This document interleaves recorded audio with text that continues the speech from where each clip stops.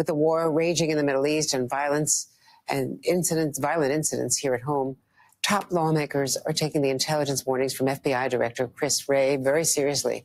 Wray told a Senate committee last week that the Hamas attack on Israel could inspire lone wolf attacks here at home. Ohio Republican Congressman Mike Turner chairs the House Intelligence Committee and joins me now. Mr. Chairman, it's good to see you. Thanks very much for joining us. Thank you, Andrea. Well, how concerned are you about either online chatter or the frustrations that we've already seen, or outside interference potentially? We haven't any evidence of it yet, but there is a lot of concern about Russia and others getting involved here, boiling over into violence.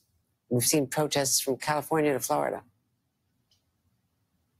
Well, the risks, Andrea, are very real. As a result of Director Wray's testimony over the Senate last week, I received a briefing from him today with several members of the Intelligence Committee. And we concur from the intelligence that we have seen that this probably is the greatest threat that we have seen within the United States for over a decade. When you look at ISIS, Hamas, Hezbollah, their efforts to call for attacks in the United States, when you look at also combining this with individuals who have affiliations with international terrorist organizations who are in the United States, in part as a result of the access that they've gained through our southern border and the fact that that border has been open.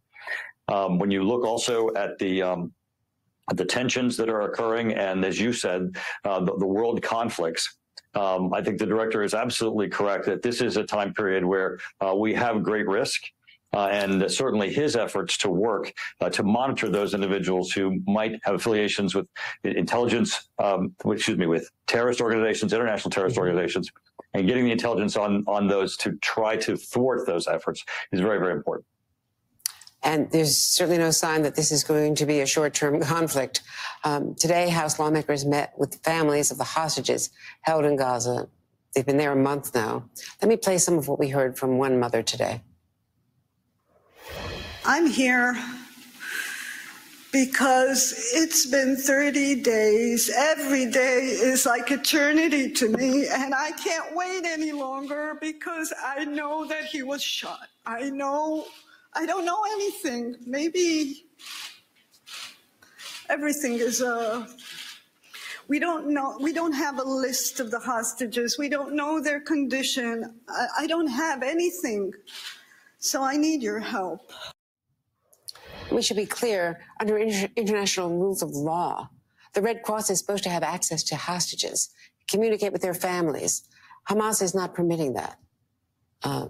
And remember, these are hostages that were taken from Israel into Gaza, right. Not hostages even that were taken in Gaza. So it's even that much more troubling and that much more worrying for the families. Certainly the intelligence community is working, as is the Department of Defense, diligently to try to locate these hostages. The State Department has ongoing negotiations to try to obtain their release.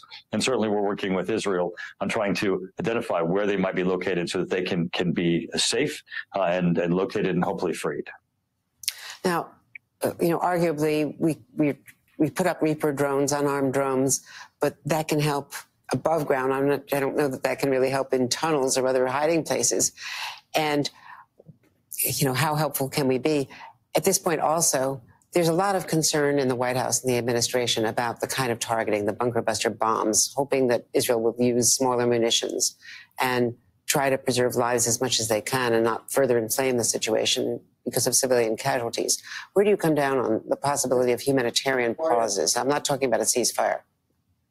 Right, sure. Well, humanitarian aid is incredibly important, and we just received a briefing yesterday on the status of what the U.S. is seeing with respect to Gaza, and certainly the importance of making certain that civilians, those who are not engaged with Hamas, are kept as safe as possible. But as you just indicated, the big concern also is that as this becomes a war zone, the ability to get humanitarian aid into individuals, so water, food, just the basic needs, is very heightened. And I know that that's something that's certainly on the top of the priority of the administration.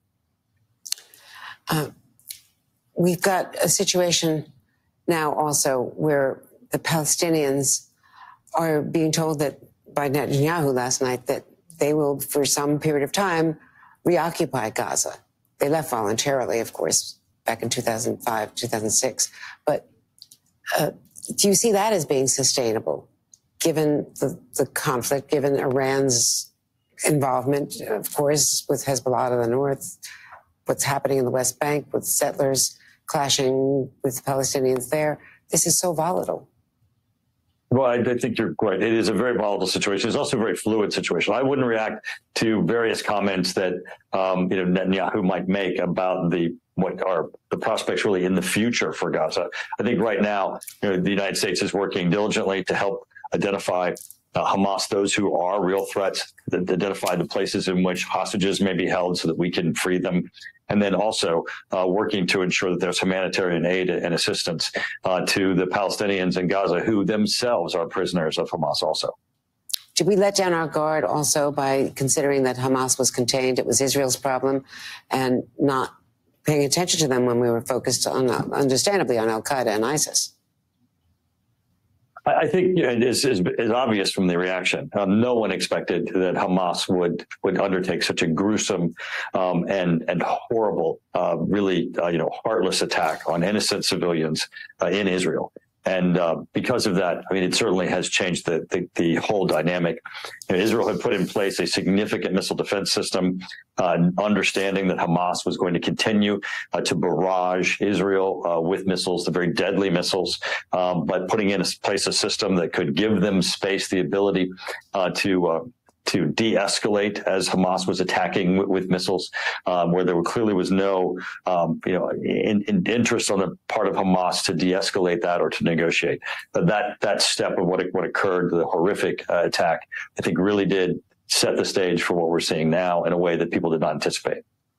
Mr. Chairman, it's always a pleasure. We really appreciate your coming on. Thank you. Thank you, Andrea. Take care.